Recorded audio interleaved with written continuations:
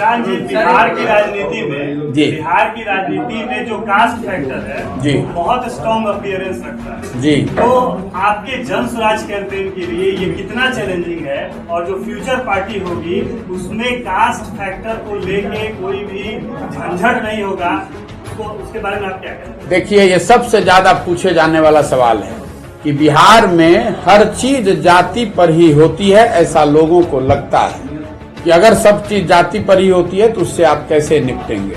मैं इस पर 2-3 बात बताना चाहता हूँ। एक, तो जब आप राजनीति करते हैं, राजनीति के जरिए समाज के अगुवा बनना चाहते हैं, तो आपके पास ये ऑप्शन नहीं है कि समाज में जो अच्छा नहीं है या आपके पसंद का नहीं है वो ना रहे तब आप राजनीति करेंगे।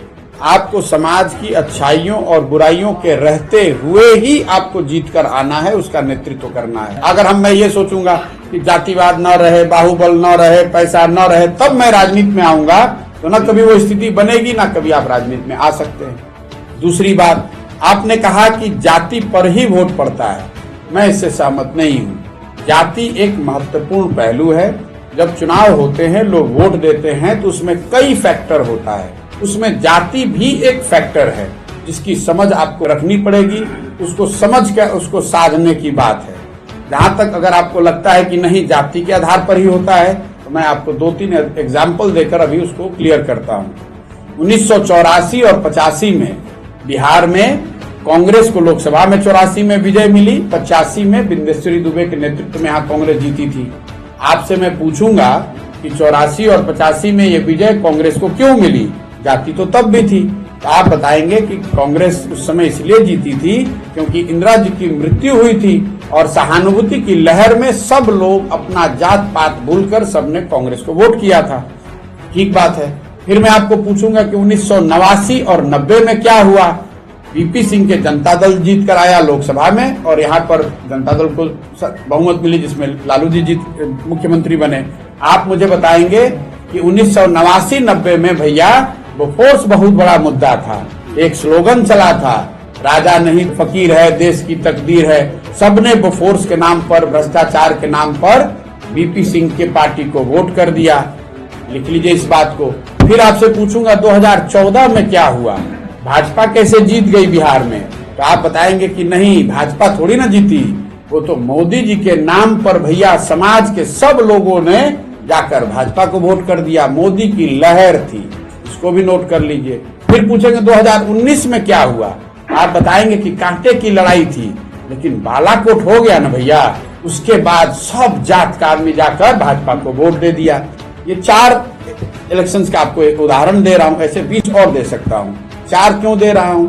84 एक घटना है और घटना से उपजी हुई सहानुभूति की लहर, जिसमें समाज जातियों से ऊपर उठकर वोट किया समाज में।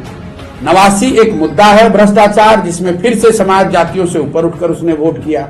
14 एक व्यक्ति है मोदी, जिसकी लहर बन गई तो सब लोग जात पात भूलकर भाजपा को वोट कर गया। और 2019 में राष्ट्रवाद के मुद्दे में, बालाकोट के मुद्दे में आपने फिर वोट कर दिया। ये आपको क्या बताता है? समाज में ये ताकत है कि अगर कोई मुद्दा, अगर कोई व्यक्ति, अगर कोई नैरेटिव उसके इमेजिनेशन को कैप्चर कर ले जाए तो जातियों से ऊपर उठकर वोट करता है। आगे की बात नहीं बता रहा हूं, जो हुआ है वो बता रहा हूं। तो लेकिन अब आपको क्यों लगता है कि जाति पर वोट पड़ता है? इसलिए कि बीच में कई ऐसे चुनाव है जिसका एग्जाम्पल मैंने नहीं दिया, उसमें जातियों के आधार पर वोट पड़ा होगा।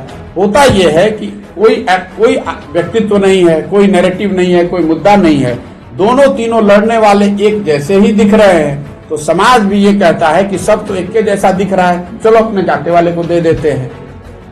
इसलिए आपको लगता है कि जाति के आधार पर वोट पड़ता है। और अंतिम बात, जहां तक जाति का सवाल है, तो हर जाति में अच्छे लोग हैं। मैं तो ये कह रहा हूं कि सब सही लोगों को लेकर आऊंगा। मैं तो ये नहीं कह रहा हूं कि किसी एक जाति विशेष के सही लोगों को लेकर आएंगे। हर जाति में अच्छे लोग हैं, हर जाति में बुरे लोग भी हैं। अगर आप सब जातियों से अच्छे लोग ढूंढ कर लाएंगे तो जाति के समीकरण को समझते हुए साध कर आप अच्छे लोगों को राजनीति में बढ़ा सकते हैं।